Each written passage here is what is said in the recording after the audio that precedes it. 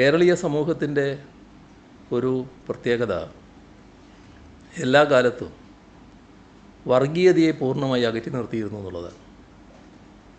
പക്ഷേ ഇവിടെ കോൺഗ്രസ് മതനിരപേക്ഷതയൊക്കെ പറയുമെങ്കിലും 4 വോട്ടിനു വേണ്ടി ഏത് വർഗീയതയുമായി കൂടിച്ചേരുന്നതിന് മടി കാണിച്ചിരുന്നില്ല.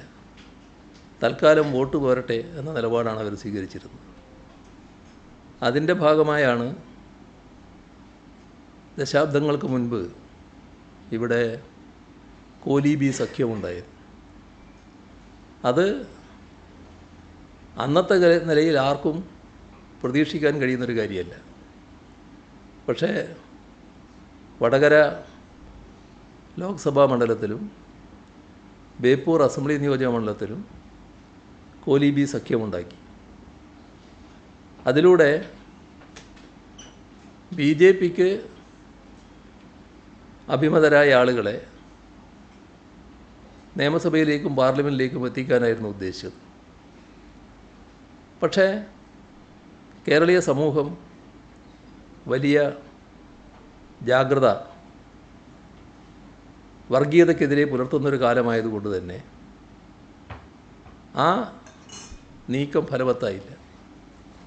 സാധാരണ കണക്ക് ശാസ്ത്രമനുസരിച്ച് 2 × 2 = 4 എന്ന കണക്ക് ശാസ്ത്രമനുസരിച്ചാണെങ്കിൽ ഇവർക്കെല്ലാമുള്ള പിൻബലം, ആ വോട്ടിൻ്റെ പിൻബലം കണക്ക് കൂട്ടിയാൽ വലിയ ഭൂരിപക്ഷത്തിൽ ഈ പറയുന്ന കോലീബി സ്ഥാനാർത്ഥി ജയിച്ചു വരുമെന്നാണ് അവർ കണക്കാക്കിയിരുന്നത്.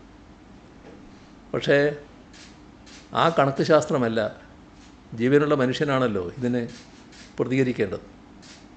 അവരുടെ പ്രതികരണം അവരുടെ ബോധത്തിൽ നിന്നാണ് ഉണ്ടായത്.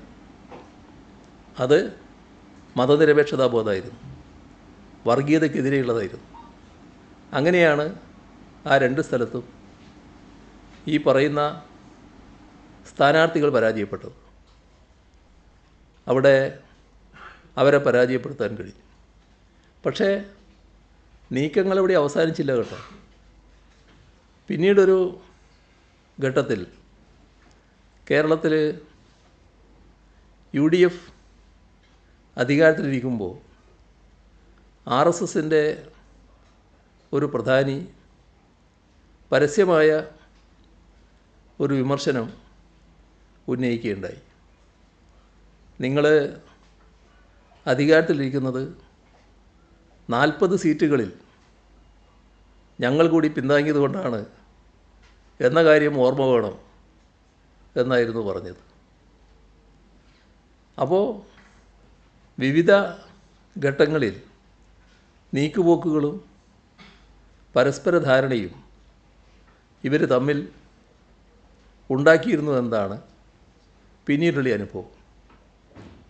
അത് മാറി മാറി എവിടം വരെ എത്തി എന്നുള്ളത് നമുക്കെല്ലാവർക്കും അറിയാമല്ലോ. ഇവിടെ തിരുവനന്തപുരത്ത് നേമത്ത് നിന്ന് ഒരു BJP അംഗം അസംബ്ലിയിലേക്ക് ജയിച്ചു വരുന്ന നിലയുണ്ടായി. അങ്ങനെ ജയിച്ചു വരുമ്പോൾ കണ്ട കാര്യം, സാധാരണഗതിയിൽ കോൺഗ്രസ്സിന് ലഭിക്കേണ്ട വോട്ടുകൾ ആ മണ്ഡലത്തിൽ ലഭിച്ചില്ല എന്നതാണ്. മത്സരിച്ച UDF സ്ഥാനാർത്ഥി തന്നെ പിന്നീടത് വ്യക്തമാക്കുന്ന നിലയുമുണ്ടായി. അദ്ദേഹം ജയിച്ചു വന്നപ്പോൾ BJP അക്കൗണ്ട് തുറന്നു എന്ന ആവേശത്തിലേക്ക് BJP മാറി. ഒരു സംശയവുമില്ലാതെ അതിന് സൗകര്യമുണ്ടാക്കിയത് കോൺഗ്രസ്സാണ് എന്നത് നാടിന് ബോധ്യമുള്ള കാര്യമാണ്. ഇപ്പോൾ നമ്മുടെ തൃശ്ശൂർ പാർലമെൻറ്റ് മണ്ഡലത്തിൽ 2024 തെരഞ്ഞെടുപ്പ് നടന്നപ്പോൾ BJP സ്ഥാനാർത്ഥി ജയിച്ചു വരുന്നു. സാധാരണ നിലക്കുള്ള കണക്കനുസരിച്ച് BJPയുടെ നേരത്തെയുള്ള വോട്ടിൽ വർധനവുണ്ടാകുന്നു. എന്നാൽ മത്സരിച്ച രണ്ട് മുന്നണികൾ, ഒന്ന് ഞങ്ങളും മറ്റൊന്ന് UDF-ഉം. UDF-ൻ്റെ വോട്ടിൽ 86,000-ഓളം വോട്ടിൻ്റെ കുറവുണ്ടാകുന്നു. ഞങ്ങളവിടെ ജയിച്ചു വരുമെന്നായിരുന്നു ഞങ്ങൾ കണക്കൂട്ടിയത്. ജയിക്കാൻ ഞങ്ങൾക്കായില്ലെങ്കിലും 2019 കിട്ടിയതിനേക്കാളും കൂടുതൽ വോട്ട് നേടാൻ ഞങ്ങൾക്ക് സാധിക്കുന്നു. എന്നാൽ UDF-ന് 86,000 വോട്ടിൻ്റെ കുറവുണ്ടാകുന്നു. ആ വോട്ട് നേരെ BJP-യിലേക്ക് പോകുന്നു. അപ്പോൾ BJP സ്ഥാനാർത്ഥിക്ക് ജയിച്ചു വരാനുള്ള സാഹചര്യം ഒരുക്കുന്നു. നിങ്ങൾ വിശദമായി കണക്കുകൾ പരിശോധിക്കുന്നവരാണല്ലോ. ഇപ്പോൾ വർത്തമാനകാലമായതുകൊണ്ട് ഇപ്പോൾ നടന്ന തദ്ദേശ ഭരണ സ്ഥാപന തെരഞ്ഞെടുപ്പിൽ ഇവിടെ തിരുവനന്തപുരം കോർപ്പറേഷനാണല്ലോ BJP നേടിയിട്ടുള്ളത്. ആ നേട്ടത്തിന് പിന്നിൽ പ്രവർത്തിച്ച കറുത്ത കൈ ഏതാണ് എന്ന് ചെറിയൊരു അന്വേഷണം നിങ്ങൾ നടത്തിയാൽ മനസ്സിലാവുമല്ലോ. അവിടെ ചില ഡിവിഷനുകളിൽ കോൺഗ്രസിൻ്റെയും UDF-ൻ്റെയും വോട്ടിൽ സാരമായ കുറവ് വന്നിട്ടുണ്ടല്ലോ. ആ വോട്ട് BJP സ്ഥാനാർത്ഥിക്ക് പോയതായി കാണുന്നുണ്ടല്ലോ. അങ്ങനെയുള്ള നീക്കങ്ങൾ എങ്ങനെ വന്നു? അപ്പോൾ തിരുവനന്തപുരം കോർപ്പറേഷൻ്റെ ജയത്തിലും ഒരു പങ്ക് ഇത്തരത്തിലുള്ള നീക്കങ്ങൾ വഹിച്ചിട്ടുണ്ടല്ലോ. രണ്ട് ഭാഗത്തും നീക്കങ്ങളുണ്ടായതായി കാണാൻ സാധിക്കും. രണ്ടു കൂട്ടരും പരസ്പര ധാരണയിൽ LDF ജയിച്ചു വരാൻ സാധ്യതയുള്ള സ്ഥലത്ത് രണ്ടു കൂട്ടരും പ്രാദേശികമായി ഉണ്ടാക്കിയ പരസ്പര ധാരണയിൽ വോട്ടുകൾ മാറി ചെയ്തുവെന്ന് അതിൻ്റെ കണക്കുകൾ വ്യക്തമാക്കുകയില്ലേ?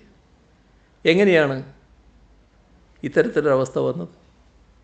ഇവിടെ നാം കാണേണ്ടത് നമ്മുടെ സമൂഹത്തിൻ്റേതായ ജാഗ്രതയിൽ കുറവ് വരുന്നുണ്ടോ? വർഗീയതയ്ക്കെതിരെ ശക്തമായ പൊതുബോധം നിലനിന്നിരുന്ന ഒരു സമൂഹമാണിത്. ജാതിഭേദവും മതദ്വേഷവും ഏതുമില്ലാതെ സർവരും സോദരത്വേന വാഴുന്ന ഒരിടം എന്ന നിലയിലാണ് നമ്മുടെ നാടിനെ മാറ്റിയെടുക്കാൻ ശ്രീനാരായണ ഗുരു അടക്കമുള്ള നവോത്ഥാന നായകർ പരിശ്രമിച്ചത്. ഇന്ന്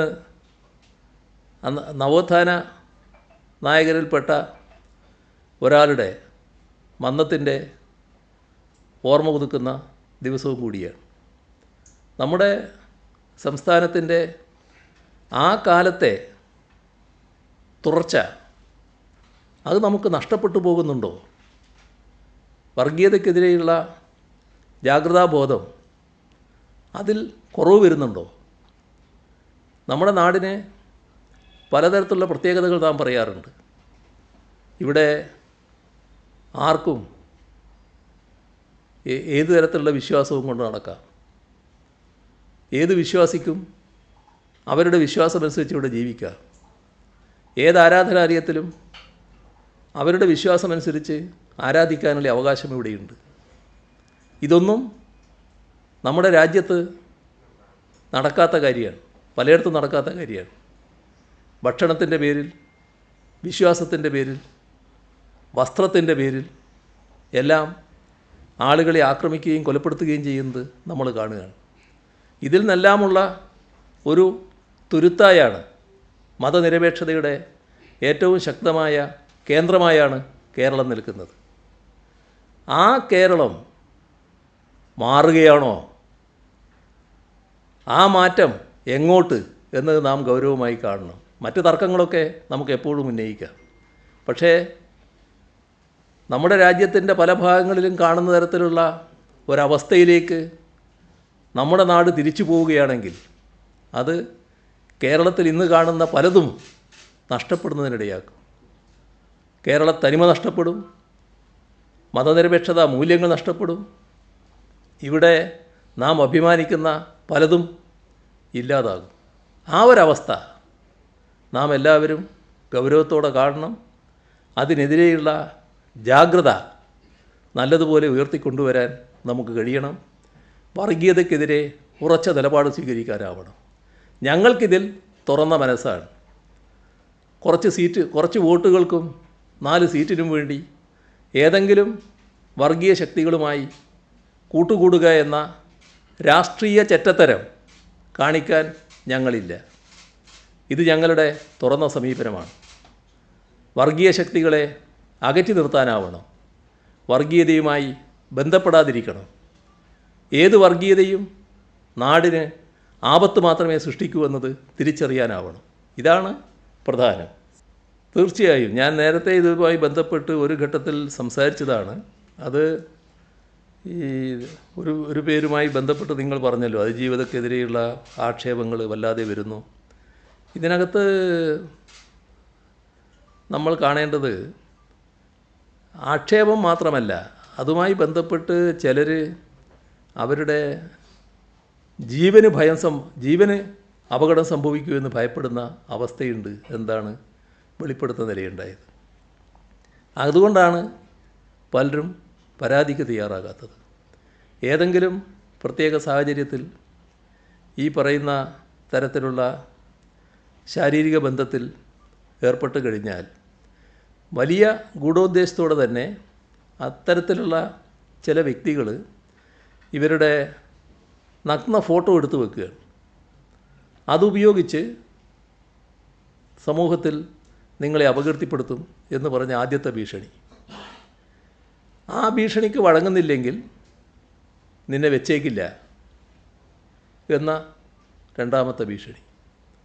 ഇതെല്ലാം ഇത്തരം ആളുകളെ നിസ്സഹായകളാക്കി മാറ്റുകയാണ്. ഇതിനെതിരെ കർക്കശ നിലപാട് സ്വീകരിച്ചു പോകാനാവണം. കർക്കശ നിലപാട് സ്വീകരിക്കുക എന്നുള്ളതാണ് സർക്കാരിൻ്റെ നയം. അതിൽ നടിയുടെ കാര്യത്തിൽ ആ പ്രശ്നം വന്ന ഘട്ടത്തിൽ തന്നെ വ്യക്തമാക്കിയിട്ടുണ്ട്. അതുമായി ബന്ധപ്പെട്ട് കർക്കശ നിലപാട് സ്വീകരിക്കണമെന്നുള്ളത് കർക്കശ നിലപാട് തന്നെയാണ് സ്വീകരിച്ചു പോകുന്നത്. കഴിഞ്ഞ ദിവസം നമ്മൾ അധികം സമയം എടുത്തു പോയി. ഇപ്പോൾ കൃത്യസമയത്ത് തന്നെ അവസാനിപ്പിക്കുകയാണ്. ഇപ്പോൾ എരിവേണ്ട ഇപ്പോൾ നമുക്ക് അവസാനിപ്പിക്കാം. ശരി.